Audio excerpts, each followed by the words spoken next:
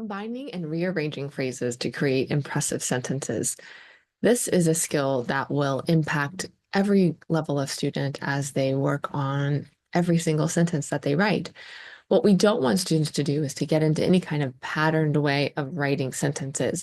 And so this activity is going to take parts of sentences, phrases of sentences, and really help students become more flexible and fluid as they rearrange them, reorganize them, and see what kind of impressive sentences they can create. So let's begin. To do this activity, we want to first start with a short sentence. And usually students can come up with this. We can just talk this through in terms of what's going on in these pictures or what did we just read. And so we might get something like, I saw a squirrel and a chipmunk, right? And if we're using the pictures at the bottom of the screen here, that's what we are able to see. And then notice over on the left, there are two questions. We've got when and where. And these are two of the extension questions that we like to ask students to help them just lengthen and extend their sentences. So when I think about when did I see that squirrel and chipmunk, it was in the afternoon. Now, that's not the only way I could say it. I could say after school or around 4 p.m. But there's other ways to say when. So it's not that there's one right answer for these different sections, but as long as the information is accurate, we love that students are trying out different ways of answering these questions. And then where? Where did we see that squirrel and chipmunk? Oh, outside in the park. Great. So now we've got the three components here to build a sentence. We could go straight down the line and just read them just like we have them of the short sentence of when and then where. So I saw a squirrel and a chipmunk in the afternoon outside in the park. That's fine. That is a complete sentence. And that actually is a great sentence in the sense that it's got two additional phrases inside of it. But what we really love for students to start to do is to play around, see these as these phrases as puzzle pieces and say, okay, what if I read it in reverse order? Could I start at the bottom and go up? Does it still make sense? Do I like how that sounds? Outside in the park in the afternoon, I saw a squirrel and a chipmunk. That sounds pretty good. Maybe I go the where phrase, then the short sentence, then the when phrase.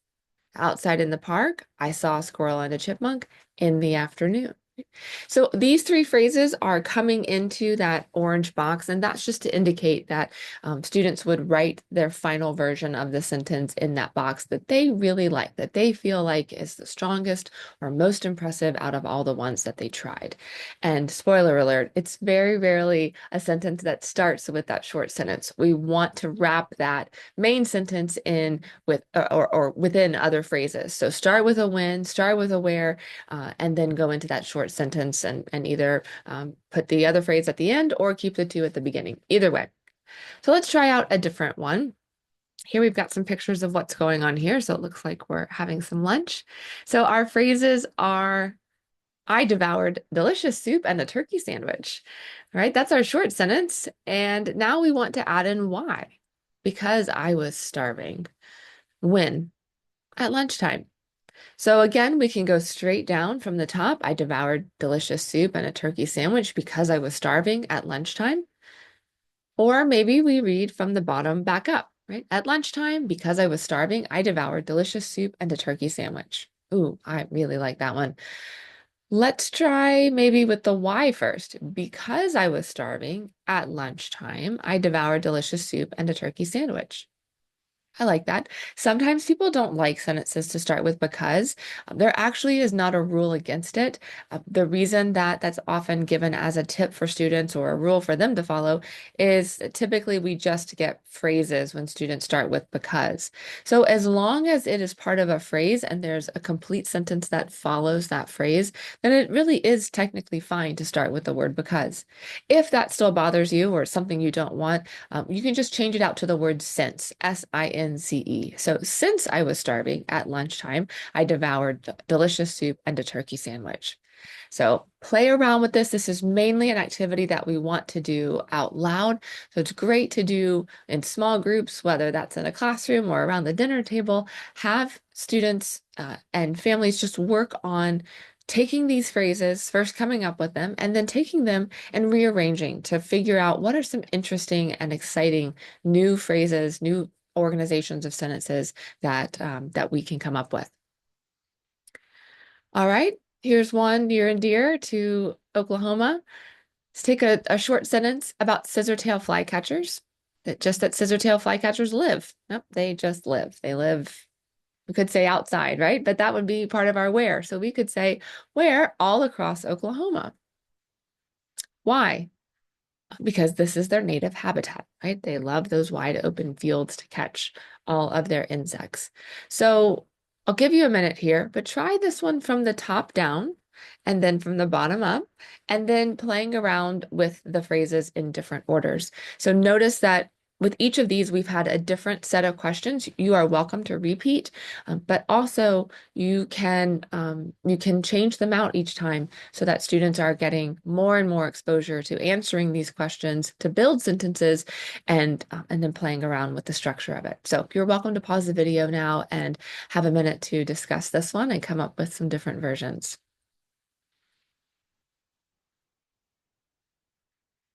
All right, let's talk about this next one with maps. So this is just showing that it really can be applied across all content areas as well. So when children have short answer responses to do, this activity is wonderful to help them grow their sentences. This can be done for discussion as well as for writing responses.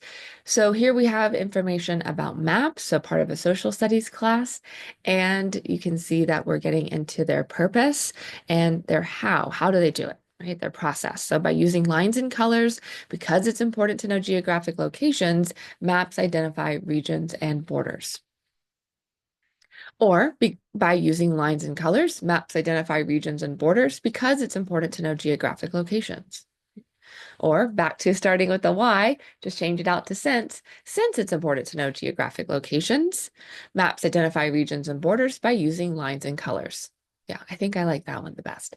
So have discussion about which ones sound great. Which one do you think flows the best or makes the most sense?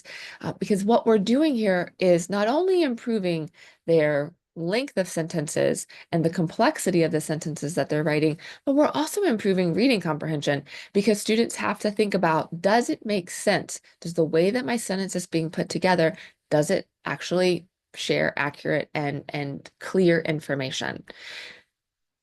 All right, our last one, all about fireflies. They light up their abdomens at dusk during summertime in patterns of flashes. So this, again, it takes a little bit of discussion time to go through and play around with these. Even if you never have students write something, their brains are still firing in the same way as they do when they're writing in terms of figuring out which of the phrases sound best together. So if you've been keeping track, there's been 5 of them. So what we encourage is that you take one of these per day over a week and put up this information, talk through the different phrases, see if you can make them even stronger, and then begin to make some of your own.